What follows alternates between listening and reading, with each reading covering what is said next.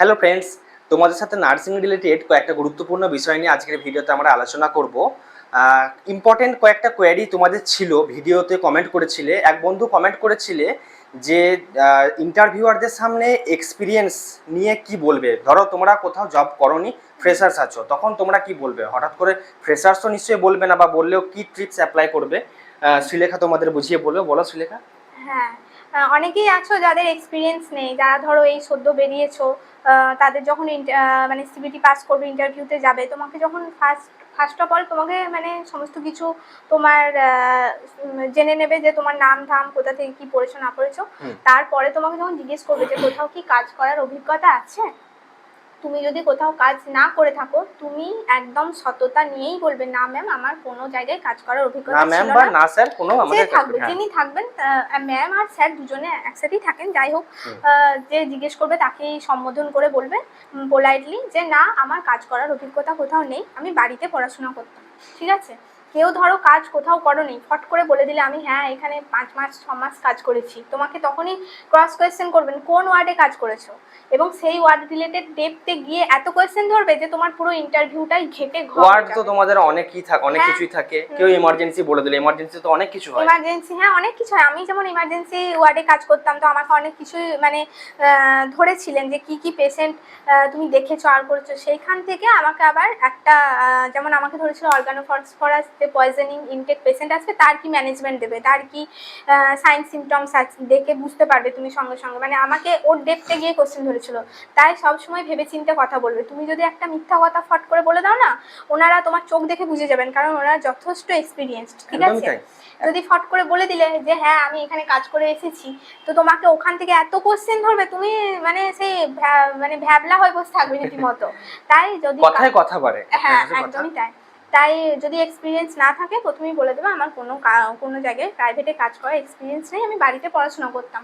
তো তুমি যদি এই কথাটা বলে দাও, তোমাকে সঙ্গে সঙ্গে উনি কিন্তু অন্যান্য মানে রিলেটেড কোশ্চেন ধরবে, মানে 3 বছরে তুমি যা যা পড়াশোনা করেছো সেখান থেকেই তোমাকে ধরবে, এমন নয় যে হ্যাঁ ওভারঅল ধরবে, এমন নয় যে নার্সিং থেকে বাইরে বেরিয়ে কোশ্চেন ধরছেন, এমন কিছু না।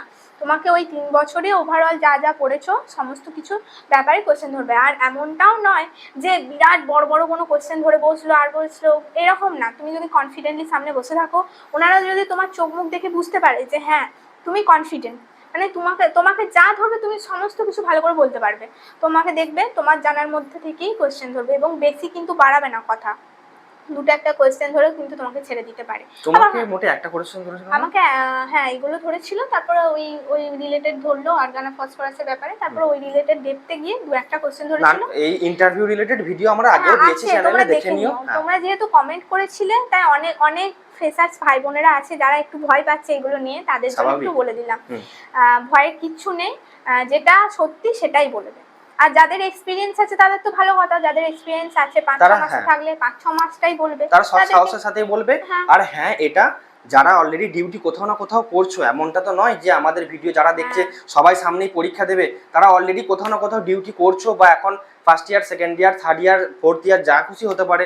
যারা বিএসসি নার্সিং করতে আছে 4 বছরের, তো তোমরা আগে থেকে মাথায় ঢুকিয়ে নাও যে তোমাদেরকে যে মানে ইন্টারভিউয়ার সামনে যে জায়গাতে যে ওয়ার্ডে কাজ করার এক্সপিরিয়েন্সের কথা বলবে, সেই ওয়ার্ড সম্পর্কে ভালো ভালো নলেজ নিয়ে রাখবে তোমার। একদমই তাই। মানে তোমাদের কিন্তু যখনই তুমি বলে দিচ্ছ না যে তোমার 5-6 মাস এক্সপিরিয়েন্স আছে কি 1 বছর এক্সপিরিয়েন্স আছে, ওনারা ভেবে নিচ্ছেন ও আচ্ছা এক্সপিরিয়েন্স আছে, তাহলে তো দেখবে তখন। হ্যাঁ, তাহলে ওনারা দেখবেন যে কতটা তুমি কাজ করেছো সেখানে, মানে একদম পুরো মানে ভেতর থেকে কোশ্চেনও করতে পারেন।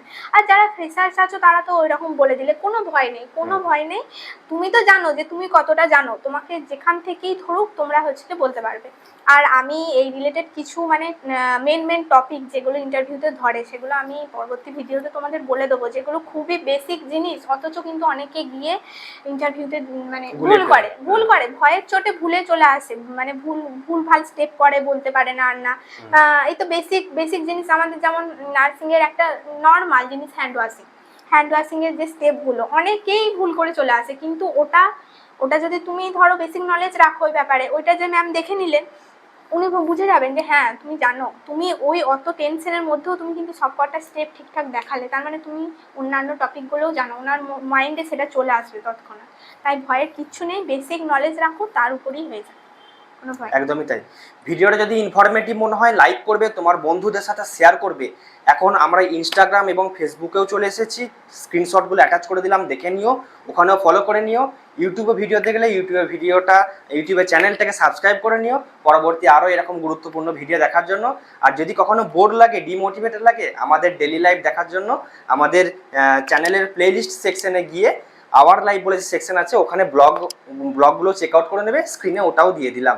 দেখা হচ্ছে অন্য কোনো ভিডিও নিয়ে। ভালো থাকবে সবাই, টাটা।